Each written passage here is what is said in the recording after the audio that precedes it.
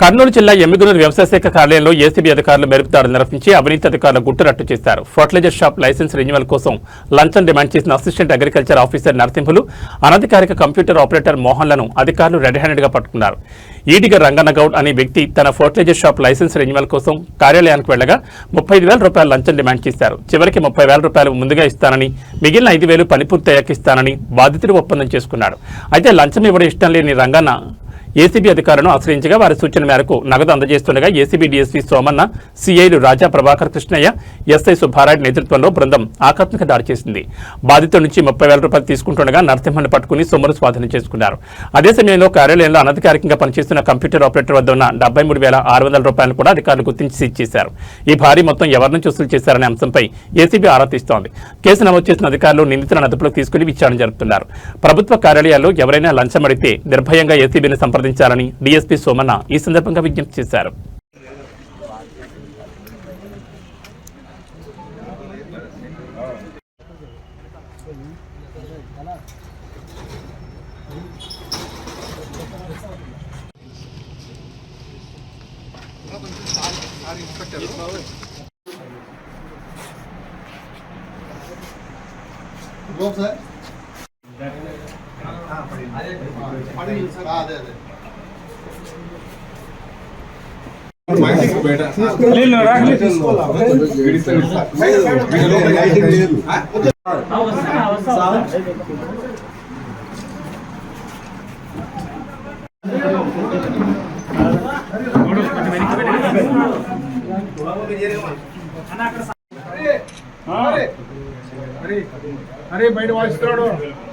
సోమన్న, నేను DSP ACB Kurnool.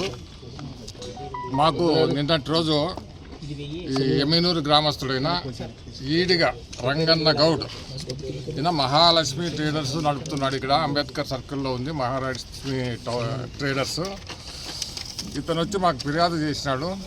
ఇక్కడ Vadde Narasimhulu, age 30 years, తర్వాత వాళ్ళ తండ్రి పేరు వచ్చి భీముడు. ఈయన వచ్చి అగ్రికల్చర్ ఎక్స్టెన్షన్ ఆఫీసరు ఎమ్మిగనూరు. ఇతను 30,000 రూపాయలు అంటే 35,000 టోటల్ 35,000 రూపాయలు డిమాండ్ చేసినాడు. ఎందుకంటే ఈయన ఫర్టిలైజర్ షాపు కాదు, ఫర్టిలైజర్ షాప్కి ఆల్రెడీ లైసెన్స్ ఇచ్చినాడు. తర్వాత దాంట్లో సీడ్స్ లైసెన్స్ కూడా ఇవ్వాలంట. సీడ్స్ లైసెన్స్ కోసము మా ఈరన్న గౌడ్ అప్లై చేసినాడు. అంటే రెన్యువల్ కాదు, కొత్త లైసెన్స్. ఎందుకంటే ఇంతకుముందు పాతది మొత్తం వెళ్ళిపోయి టైం అయిపోయింది. టైం అయిపోయిన తర్వాత కొత్త లైసెన్స్ కోసం చేసుకోమని అంట. రెన్యువల్ టైం కూడా అయిపోయింది. దానికోసం అప్లై చేసినాడు ఈయన. అప్లై చేసి ఈయన దగ్గరికి వస్తే 35,000 లంచం డిమాండ్ చేసినాడు. 35,000 రూపాయలు నేను ఇచ్చుకోలేదనే ఇవ్వాల్సిందే అని చెప్పినాడు. తర్వాత ఈరోజు 30,000 ఇస్తూ ఉంటే 5,000 మళ్ళీ ఇస్తూ అన్నాడు పని చేసిన తర్వాత.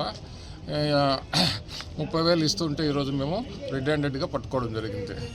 ఈ డబ్బులు ఇచ్చేది వచ్చి ఈయన ఇన్స్ట్రక్షన్స్ మేరకు, వడ్డే నరసింహుల ఇన్స్ట్రక్షన్ మేరకు ఈయన ప్రైవేట్ పర్సన్ కనికి మన్మోహన్ అనే వ్యక్తి తీసుకున్నాడు.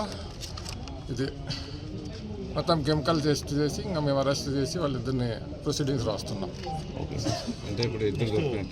ఇద్దరు దొరికినట్లే.